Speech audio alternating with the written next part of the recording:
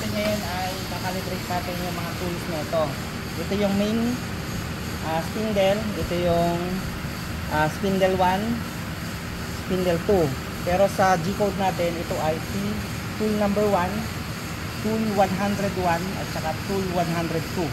Okay, kakalibrate natin siya dito using F4.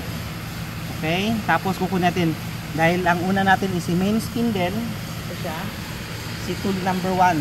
Okay, i-click natin siya, may lalabas na magpa-pop up na windows. Tapos gagawin natin, pinutin lang tong auto tool 0.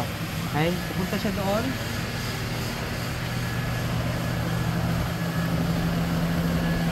Tapos dito siya sa tool setter, dadaan siya na sa tool setter. Okay, hintayin natin.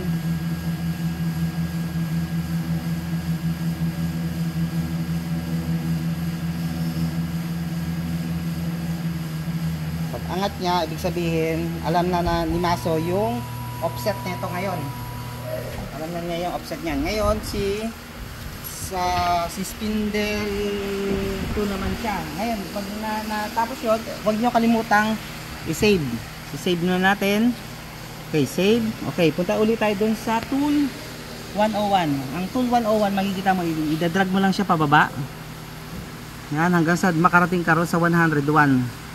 Ayun, 100, 101. Okay, ito na siya. Spindle 1.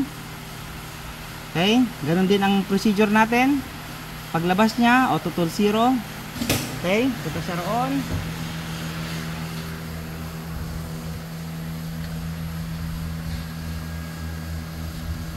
Sukatin niya ulit yung offset ng tool 101 na nakalagay sa spindle 1.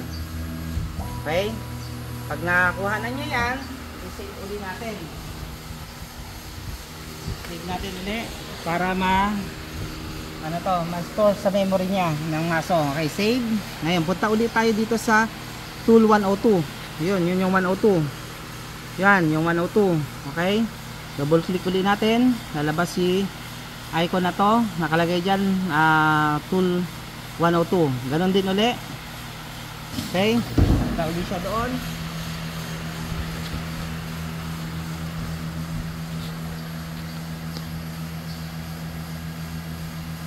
Sukatin niya ulit yan, yung offset na yan.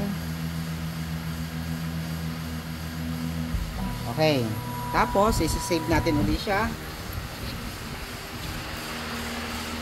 Save natin. Okay, ibig sabihin lahat ng tools natin yan sa tatlong spindle ay calibrated na siya. Ngayon, gawin na natin, punta natin sa sagot sa origin, punta sa rito pa, kung ito yung origin natin.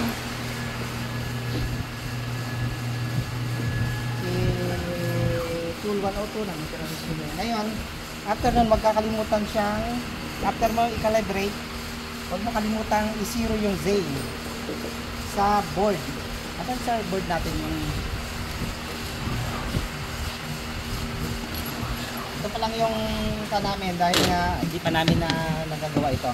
Ito yung wasteboard, ito yung board na kakatinin. Okay, baba natin.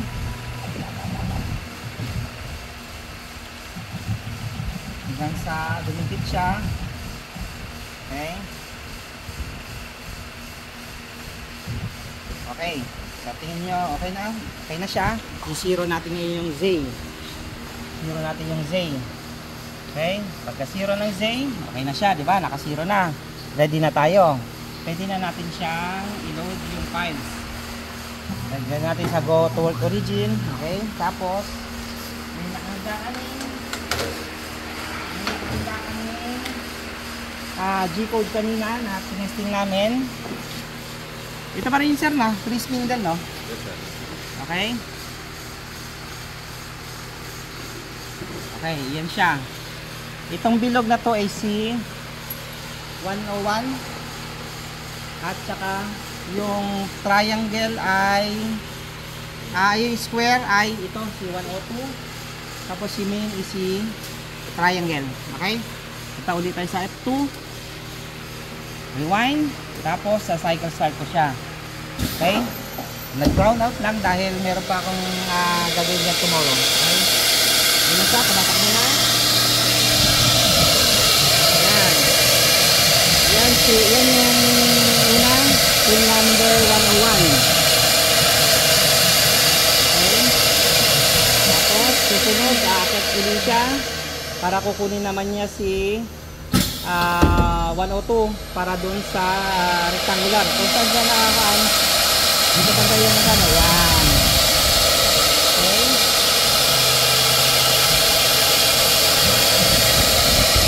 Ang huli-huli ay si T1.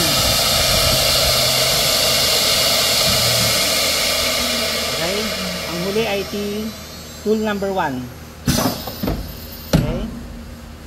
Pag namatay yung spindle, akit itong registration pin natin, tapos yung dust collector na yun, yung parang hood na yun. Yun, sa na yun. Okay, dali start. Okay.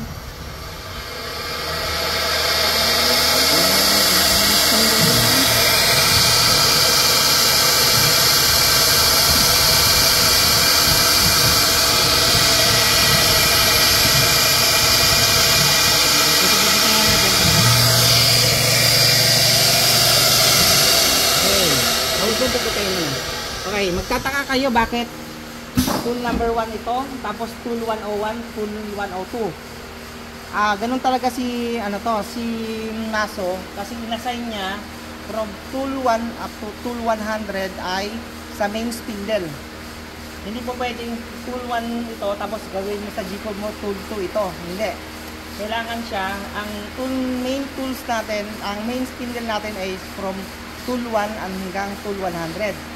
Ang spindle 2, yung lumalabas na lumalabas kasi ito is ito yung main spindle, ito yung spindle 1, spindle 2. Si spindle 1 ay naka-designate sa kanya is tool 101. At saka spindle 2, ang naka-designate sa kanya is tool 102. Kaya kapag apat kayo, ibig sabihin yan T103 at saka T104. Yun yung assignment na ginawa ni Maso sa multi-head ng ng function ng Maso. Bago lang kasi ito, bago lang siya. Bagong update ng Maso.